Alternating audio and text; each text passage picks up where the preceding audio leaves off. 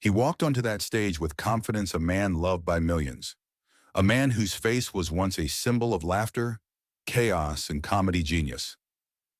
But within just a few minutes, everything changed. One moment, he was Kramer, the quirky, beloved neighbor from Seinfeld, one of the most iconic sitcoms in television history. The next, he was the face of one of Hollywood's most shocking downfalls, a career destroyed, not by scandal, not by crime, but by a single live moment that the world would never forget. It happened on a Friday night, November 17, 2006, at the Laugh Factory in Los Angeles. Michael Richards, trying to reinvent himself as a stand-up comedian after Seinfeld, took the stage before a small audience. He wasn't nervous. He didn't need to be. He was a legend. The crowd knew him. They were there to laugh. But that night, laughter didn't last long. A few minutes into his set, two audience members began to heckle him, something comedians deal with all the time. But instead of brushing it off, Richards snapped. What came out of his mouth next stunned everyone in the room. In a moment of uncontrollable anger, he unleashed a racist tirade, shouting slurs, making violent references, words so hateful that the entire room fell silent. And in that silence, you could almost hear a career collapsing in real time. Phones were out, cameras were rolling, and within hours the footage would go viral across the internet. By morning, Michael Richards wasn't just a comedian anymore. He was a headline. Kramer's racist meltdown caught on tape. Those words spread across news outlets, talk shows, and blogs around the world. It wasn't a movie scene. It wasn't scripted. It was real. And for many fans, it was personal because they didn't just see an actor lose his temper. They saw someone they admired reveal a side of himself they couldn't forgive. In the days that followed, the entertainment world watched a slow-motion implosion. Richards appeared on The Late Show with David Letterman, apologizing through a satellite feed, while his former co-star Jerry Seinfeld sat beside Letterman, visibly uncomfortable. The audience even laughed at first, thinking it was a joke, until Jerry had to stop them, saying, "Stop laughing, it's not funny." But it was already too late. Studios distanced themselves. Casting directors stopped calling. In an era long before cancel culture, Michael Richards became one of the first true casualties of a viral scandal, a man erased from Hollywood overnight. And maybe that's the tragic irony of it all. The same man who made the world laugh through chaos ended his own career through chaos. He would later say in interviews that he lost his temper and that he wasn't a racist, but rather a performer who lost control of his act. He called it one of the worst nights of my life. He tried to disappear quietly, living far from the spotlight, writing, reflecting, and avoiding interviews for years. But the internet never forgets. That 6-minute clip became his legacy, overshadowing a decade of brilliance on Seinfeld. And that's the haunting part of his story. One night, one mistake, one moment that rewrote everything. Because in Hollywood, it doesn't matter how bright your star shines. All it takes is one flicker, one unguarded second, and the light can go out forever. Some people still wonder if he deserved total exile. Others believe some mistakes simply leave scars too deep to heal. But whichever side you fall on, one thing is certain. That night at the Laugh Factory became a turning point in entertainment history. A reminder that fame doesn't protect you from consequences. And that sometimes the most unforgettable performances are the ones that were never meant to be seen. Because for Michael Richards, the man once known as Kramer, that night didn't just end a show. It ended a legacy. But here's the twist. What happened after the camera stopped rolling is something most people don't know. What Michael Richards did in the years following that moment might just change how you see him entirely. After that night, Michael Richards vanished from the public eye. One day, he was in every living room across America as Kramer. The next, he was gone like a ghost swallowed by the very stage that once made him famous. For months, nobody saw him. No interviews, no sightings, no statements beyond that shaky apology on Letterman. It was as if he had disappeared completely, and in Hollywood, disappearing is almost worse than failing. Because when the spotlight turns away from you, the silence becomes deafening. Behind the scenes, Richards was struggling. The man who once defined physical comedy with his wild entrances and chaotic timing, had retreated into isolation. Friends described him as broken. Former co-stars tried reaching out, but he kept his distance. He wasn't just hiding from the media, he was hiding from himself. Some say he spent that time replaying the video over and over again, trying to understand how it happened, how a moment of anger could erase decades of laughter. Others said he walked the streets of LA at night, hoodie on, unrecognized, just trying to feel normal again. Imagine being loved by millions one day and then feared, mocked, and forgotten the next. And yet somewhere in that silence, something shifted. He started reading again philosophy, psychology, spirituality. He began writing about guilt, ego, and the dangers of fame. People who knew him said he became obsessed with understanding how humans lose control, how one emotion, one outburst, can unravel everything you've built. It wasn't about saving his career anymore. It was about saving himself. Years passed. Every so often, his name would trend again, a Seinfeld anniversary here, a meme there, and every time, the same clip resurfaced. It was like an open wound that refused to heal. But Richards never fought back. He didn't do interviews. He didn't try to explain himself. He just stayed quiet. Then in 2012, something unexpected happened. Jerry Seinfeld brought him back into the light. On Jerry's show, Comedians in Cars Getting Coffee, the two reunited for the first time on camera since the Meltdown. Sitting in a quiet diner, the mood was awkward at first. You could feel years of silence sitting between them. But Jerry broke it with a simple line. "You know, I still think you're one of the funniest guys ever." Richards smiled. Not the big, goofy Kramer grin, but a smaller, fragile one. You could see the weight in his eyes. He admitted how much that night haunted him, how deeply it changed him. He said, "When something like that happens, you can't just brush it off. You've got to look at who you are." For the first time, people saw not the man who lost his temper, but the man who lost himself in it. And for a brief moment, the internet softened. There was empathy. People remembered that behind the scandal, there was a human being, one who had made a mistake so big it became his identity. Still, Hollywood never fully welcomed him back. A few small appearances here and there, but the doors that once opened effortlessly were now sealed shut. That's the cruel reality of fame. It forgives slowly, if at all. But maybe Michael Richards wasn't chasing forgiveness anymore. Maybe what he wanted was peace. In 2024, after nearly 2 decades of silence, Richards quietly released a memoir titled Entrances and Exits. The title itself felt poetic, a man once known for his outrageous entrances now writing about his final exit from fame. Inside, he opened up about his meltdown, his regrets, and his years of isolation. He called the incident a wake-up call from the universe, a moment that forced him to see how ego and success can twist your sense of self. He wrote, "It took one moment to lose everything, but it took years to find out who I really was without the applause." And maybe that's the real tragedy, or perhaps the real redemption of Michael Richards. He didn't chase relevance. He didn't try to reinvent himself as a talk show guest or a social media personality. He simply stopped, as if the man who made the world laugh finally understood the value of silence. But his story still echoes in every conversation about cancel culture, accountability, and redemption. Because he was one of the first to fall from grace in the digital age, before social media mobs, before hashtags, before viral outrage was a trend. He lived it before we even had a name for it. And maybe that's why his story still haunts Hollywood. It's not just about racism or comedy or fame. It's about how fragile it all is, how a single night can turn applause into exile, how the same crowd that cheers you on can also watch you burn all in real time.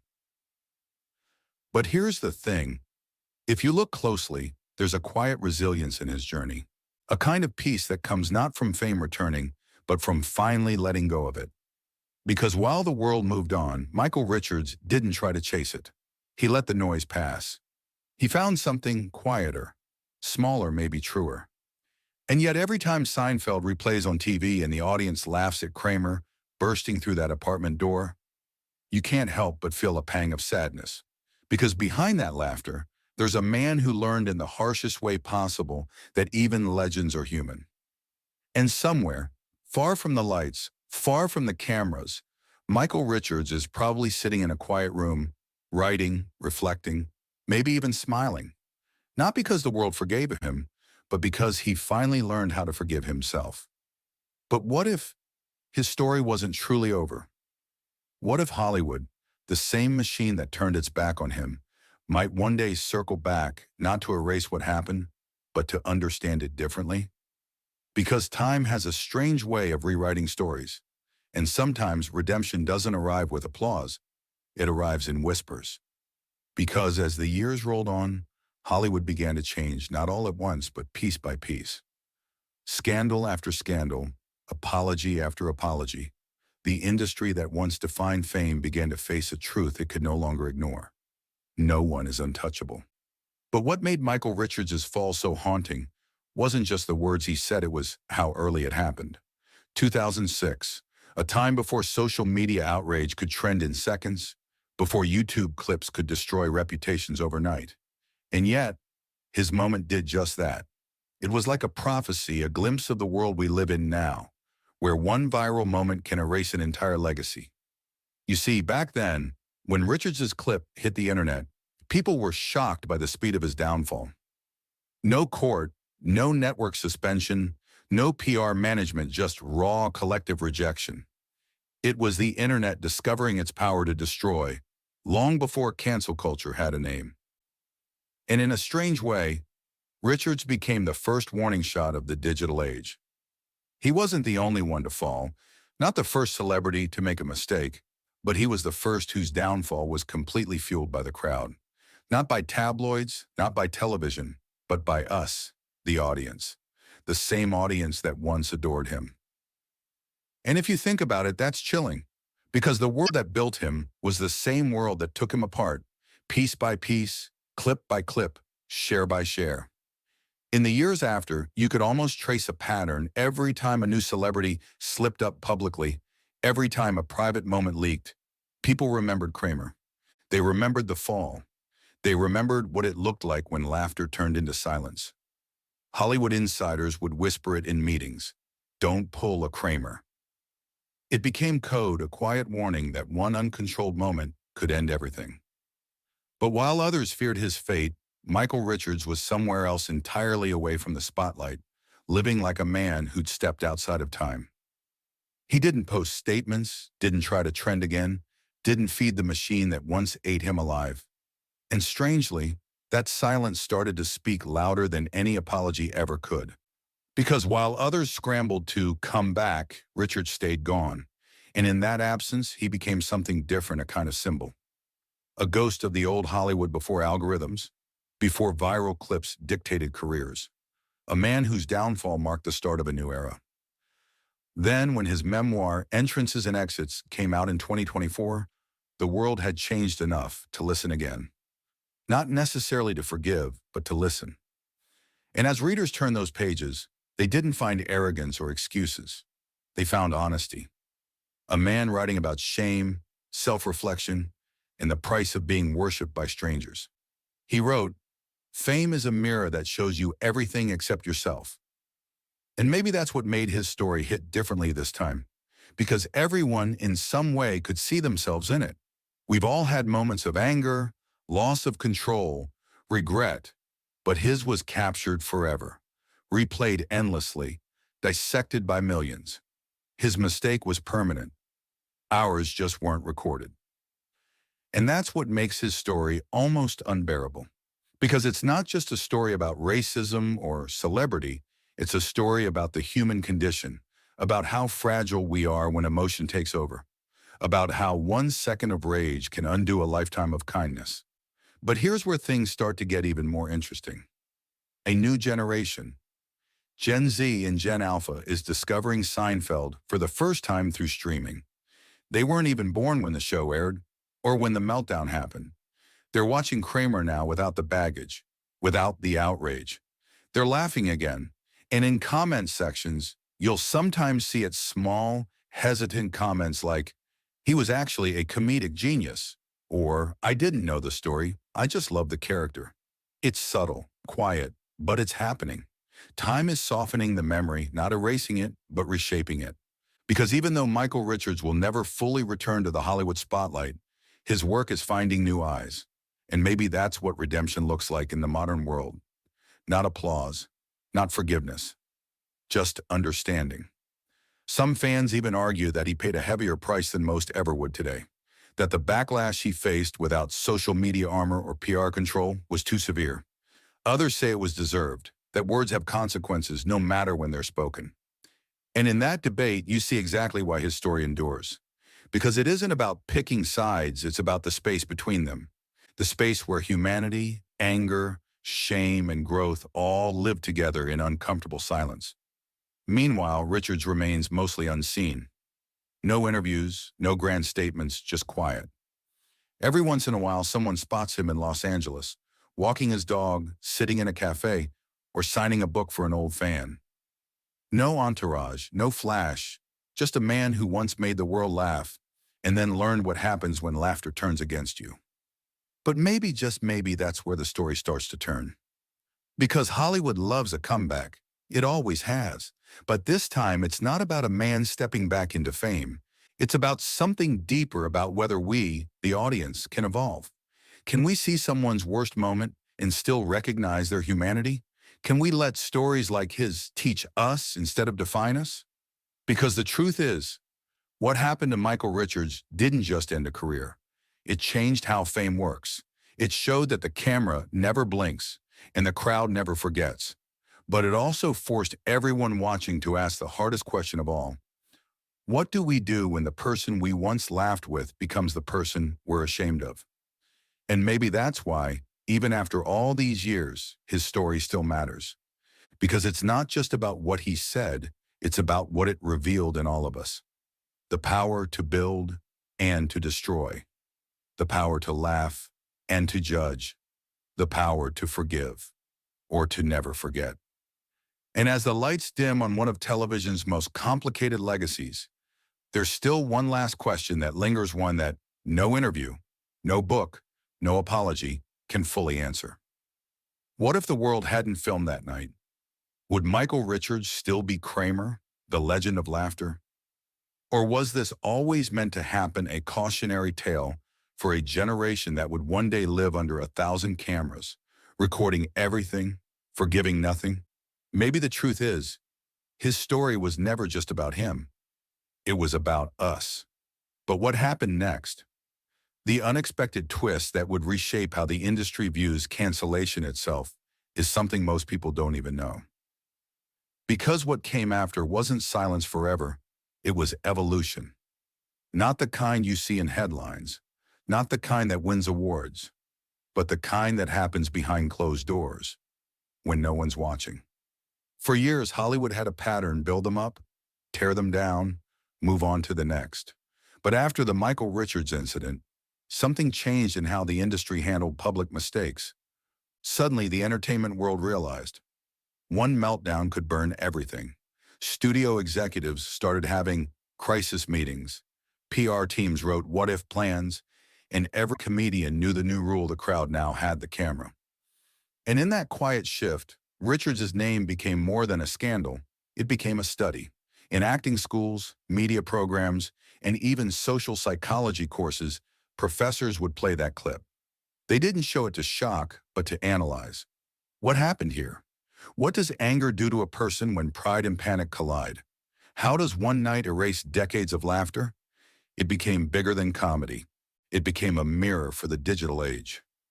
Meanwhile, in the background, a conversation began, a conversation Hollywood had always avoided. Can someone ever truly come back? Think about it. We've seen comebacks before. Robert Downey Jr., Britney Spears, even Mel Gibson found a way back after years of controversy. But Richards, he didn't fight, he didn't post, he didn't beg. He just disappeared, which, in a world addicted to attention, was almost revolutionary. That silence did something strange. It made people curious again. By the time he reappeared with entrances and exits, the world wasn't asking, "Why did you do it?" They were asking, "Where have you been?" And that's when something fascinating happened. Readers found a man who had done the one thing fame never allows. He had reflected. No PR polished words, no excuses, just honesty that cut through the noise. The more you read, the clearer it became this wasn't Kramer talking. It was Michael Richards, the man who had carried that ghost for nearly 20 years. And maybe that's why people started to see the incident differently, not to justify it, but to understand it. Because what if the real tragedy wasn't just what happened that night, but how quickly everyone stopped seeing him as human afterwards? In the entertainment world, redemption usually wears a shiny coat: a movie comeback, a talk show tear-up, a Netflix documentary. But Richards's redemption, if you could even call it that, was invisible. It existed only in reflection, his and ours. Meanwhile, the industry kept evolving. Social media made outrage faster, sharper, and louder, but also more complicated. People started to see that not every downfall was black and white. Some were shades of gray, moments of weakness, not patterns of cruelty. And in that space, Hollywood began quietly rethinking how it handles public mistakes. In writers' rooms, directors' meetings, and casting offices, a new conversation started bubbling up. What if we gave people space to change instead of erasing them forever? And as odd as it sounds, that seed, that small idea, might have roots in Michael Richards' fall. Because